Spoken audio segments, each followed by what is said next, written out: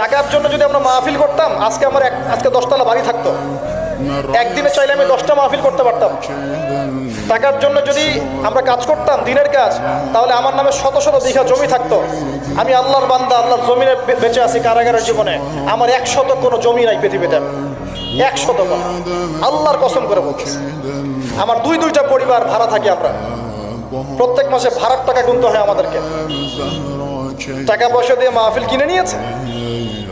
এই যে মাহফিল করতে এখানে এসেছি, কমিটিকে জিজ্ঞাসা করে দেখেন আমরা কোনো চাপ দিয়েছি কিনা। আমরা কেন বলবো যে আমাদেরকে 20 দিতে হবে, 30 দিতে হবে? কমিটি আমাদেরকে বলে ভাই কত হলে আপনি আসতে পারবেন, আপনার যাতায়াত খরচ কত হলে আপনি আসতে পারবেন, তারাই তো আমাদেরকে বলে। আমরা কেন বলতে যাবো? আর তাদের যাতায়াতের কষ্ট আছে না, এই কস্টিংগুলো দেখবে না তারা? এখানে সবচেয়ে ন্যাক্কারজনক হচ্ছে যে মার খেয়েছে, যে জুলুমের শিকার হয়েছে, তাদের বিরুদ্ধে সাংবাদিকরা কলম ধরেছে। আশ্চর্য। অথচ একটা ন্যাশনাল নিউজ করতে হলে, কিছু প্রচার করতে হলে পক্ষে বিপক্ষে দুজনে কথা শুনতে হবে কিনা?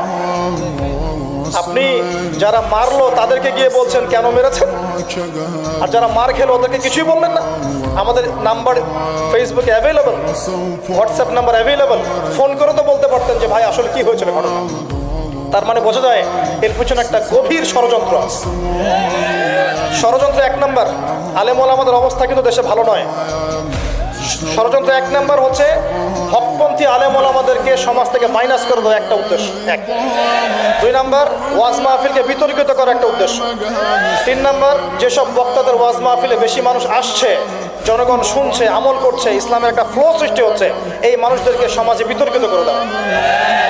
এবং এই কাজগুলোর মধ্য দিয়ে কারা তাদের এজেন্ডা বাস্তবায়ন করছে আপনারা খুব ভালো করে খেয়াল করেন।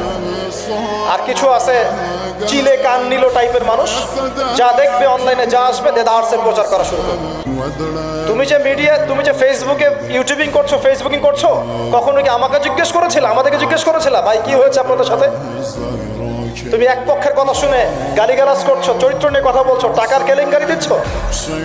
তোমাদের জন্য 2টা নসিহত করে শেষ করবো, জাস্ট 2টা। 1, নবী সাল্লাল্লাহু আলাইহি ওয়াসাল্লাম বলেছেন, কাফা বিল মারই কাযিবান ওয়া হুয়া ইয়াকুলু কুল্লামা সামিআ।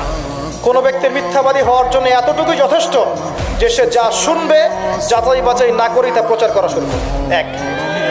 2 নাম্বার, রাসূল সাল্লাল্লাহু আলাইহি ওয়াসাল্লামকে আল্লাহ পাক বলেছেন, ইয়া আইয়ুহাল্লাযীনা আমানু, হে মুমিনগণ, আপনারা খুব ভালো করে শুনুন, ইন জাআকুম ফাসিকুম বিনাবাইন ফাতাবায়ানু।